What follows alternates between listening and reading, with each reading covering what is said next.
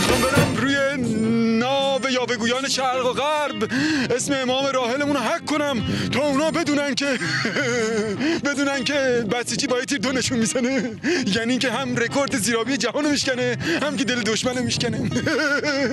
چجوری میری غلام؟ عمودی میرم، افقی برمیگردم. زیرابی من رفتم. خدا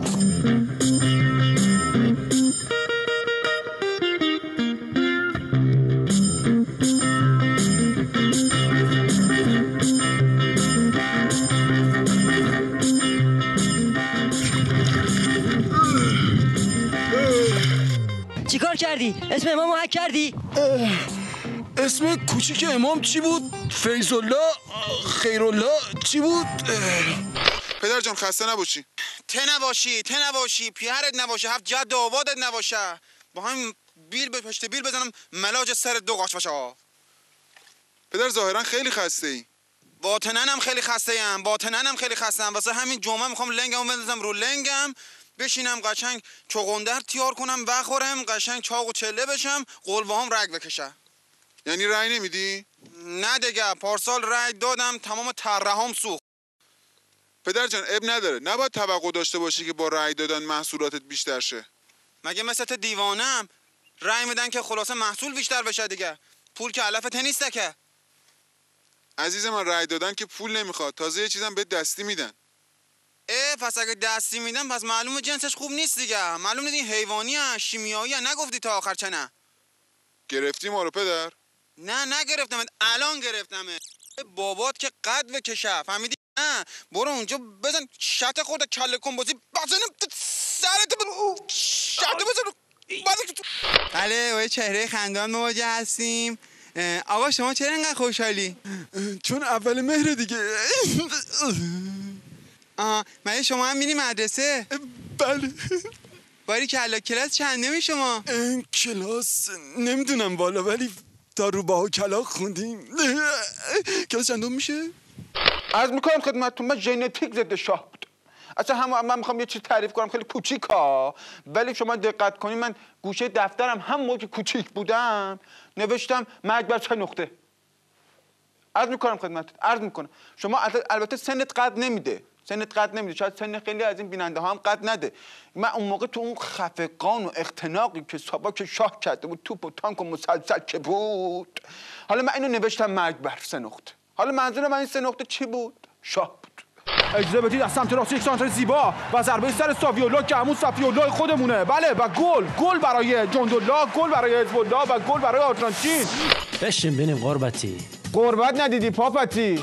آلپاچینو هم که باشه همینجا کله پاچاتو درست میکنم. نه از رابرت دنیرو میترسم نه از مارلون براندو. به ناصر مکارم شیرازی میگم که با یه فتوا شیرازتون همینجا به هم بریزه. آلپاچینو نظام قاطی سیدنی دمر گردد، نظام قاطی سیدنی دمر گردد. بله نفر بعدی رضا طویله دار. امروز محشریست عنایات بی حدد، امروز محشریست عنایات بی حدد، فردا همه شفاعت محشر به دست توست. آقا نگاه کن عجب بچه خرس محشری، بستی بزن به حق دم آخر به دست توست. عرض کنم من باید خدمت ایشون عرض کنم که حکم این مسئله بستگی به نوع کاری که در اون جشن صورت گرفته داره. عرضم میکنم حالا من نمیدونم چجوری توضیح بدم، ولی خب اگر با توجه به محدودیت‌ها اگر تا این حد باشه، یعنی این حد باشه، یعنی این با یه معذرت خواهی از یه مرجع عالی قدر حل میشه. اما نه اگه اینو زدی یه نون تافتون هم بغلش چی؟ اون وقته که بعد یه پولی هم بریزی به حساب حضرت امام، بعدم بری از مقام معظم حلالیت بطلب. اگه نه قضیه بیخ داره، یعنی اینو اومدی یه تافتون هم انداختی این ورش، یه بربری هم این ور اومدی واسه شینگره بران شوندره برا، دیگه اون موقع دیگه پشیمونی سودی نداره. یه مطلبی مشهور بود الانم تقریبا هست بین عوام مردم که میگفتن که شاید اذان‌هایی که از طریق رسانه پخش میشه یه خود فاصله داشته باشه با اون افق شرعی. مثلا میگفتن که مدت زمانی که طول میکشه نور آفتاب به زمین برسه حدود 8 دقیقه است. حالا همینا بر اساس گفته‌هایی که شنیده شد 8 دقیقه ممکن طول بکشه. ما بعد از اینکه اذان تلویزیون رو شنیدیم یا رادیو رو شنیدیم مدتی صبر میکنیم تا یقین بر دخول وقت نماز داشته باشیم بعد نماز بخونیم. این دلیل میشه اینکه بخوایم مثلا خودمون بگیم که حالا نشده الان اذان مثلا زودتر گفته شده دیرتر گفته شده بله. یا اینکه ما بر اساس شواهد میتونیم یقین بکنیم. بابا خفه شو یه دقیقه ببینیم چی شد. آفتاب اذن دخول گرفته 8 دقیقه این آفتاب رو سر کی تابیده؟ بعد تلویزیون چی پخش میکنه؟ این اذان وزنا چی میکنی تو آخه؟ خب تنبلید میاد بری 2 رکعت نماز بخونی. خب بگو دیگه اینقدر چرا علما رو اینقدر میپیچونی آخه؟ این بسیجی‌ها با همین سوالاشون نصف وقت مقام عظما رو تلف میکنن. لنده هور. ببخشید آقا میخوان تشریف بیارن؟ بله انشالله بیان طرف. خدا میان طرف قربان؟ حتما میان بله.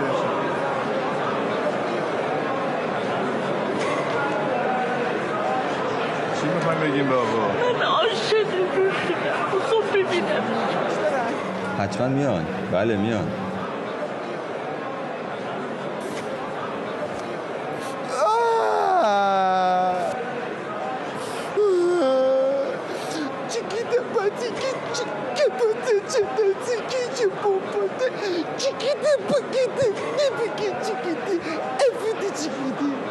دنیای خشک کلاسیک کلامی تو بشکن والا. اصلا چیه همین الان اینجا نشستیم 2 نفره نشسته داریم با هم دیگه صحبت میکنیم. خب نه گفتگاه ایستاده هم داشتیم ما. نه ایستاده اینو نمیگم بابا. مثلا مهمون برنامه باید آزاد باشه بره بیاد یکی اون من نرمش کنه یکی اون میدونی پسا مدرنیسمو جاری کن توش. بابا اصلا بیننده نمیتونه تمرکز کنه. همون تمرکز بیننده رو بگیر واسه خودت داشته باش. تمرکز بیننده واسه چی آخه؟ این چیه؟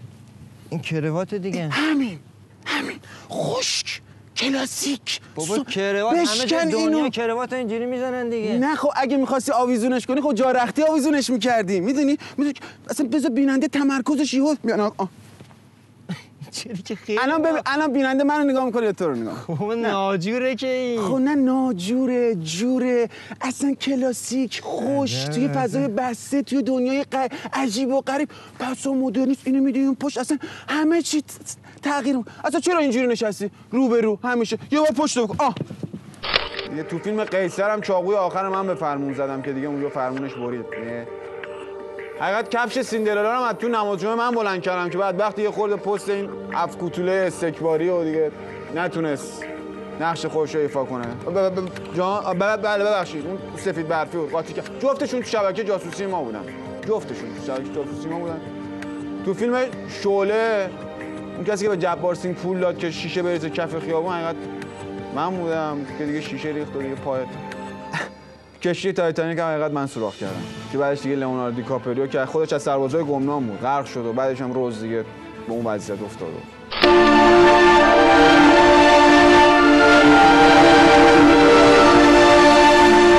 پدر و مادر فاطمه را به خدا می سپارند.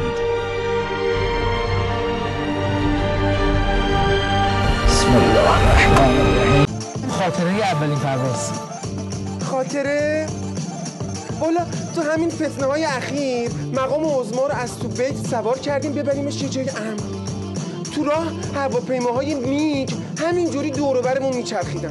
آقا گفت اینا چی هست؟ گفتم آقا اینا میگن. گفت خب یه خود آرومتر برو ببینیم چی میگن. بصیرت رو میبینید؟ مقام عظماست دیگه.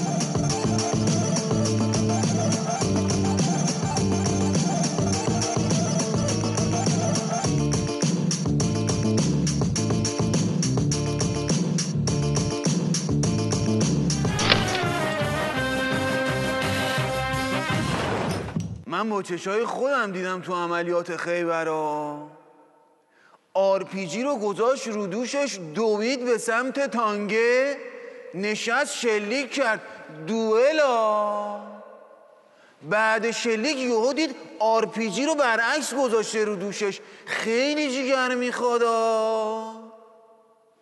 برگشت نگاه کرد، دید همه یه نفرات خودی یه گردن آشولاش افتادن. شما حسابشو بکن، اون آرپیجیه که با این خودی ها این کارو کرد، ببین با دشمن چی کار کرده. خیلی جیگر میخواد. باز جیگرکی کار کرده باشی که بدونی آقا جون. جناب سرگرد، همه ما میدونیم که شما یکی از بهترین افسران ما در مجموعه ناجا هستید، به خصوص در دوران خدمت در حفاظت از شخصیت ها. بله، برای اطلاع بیشتر من حفاظت‌های بسیار موفقی در کارنامه‌ام داشتم. حفاظت از شخصیت‌هایی مثل صدوقی، صیاد شیرازی، دستقیب و برخی دیگه از علمای ترکیده که به یمن حفاظت بنده الان سر و مور گنده تو جهنم دارن میچرن.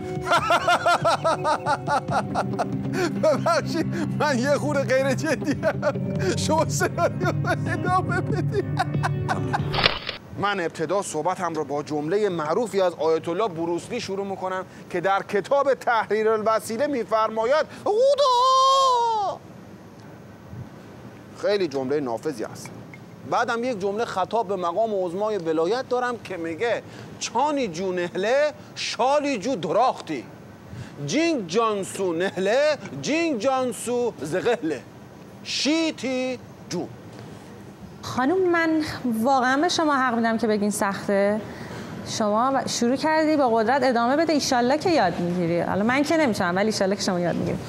حاج آقا این معنیشو بگین حاج آقا. بله، معنیش اینه که برای همه نهال امروز درخت فرداست، ولی برای مقام عظمای ولایت نهال امروز زغال فرداست. مردشور این ولی فقیره ببرن. شیتی جون. شیتی جان؟ شیتی جان. بله یاد گرفتم. یه بار من تو تانزانیا هسته که شهر تانزانیا که هسته تانزانیا رفتم منبر، گفتم آقا همه ما باید در ارزش‌های امام غرق بشیم. فرداش دیدم همه با مایو آمدن، همه با مایو بلند شدن آمدن پای منبر ما نشستن، اومدن پای منبر میگن ما میخوایم غرق ارزش‌های امام بشیم. یعنی اینجوری غافلگیر میکردن.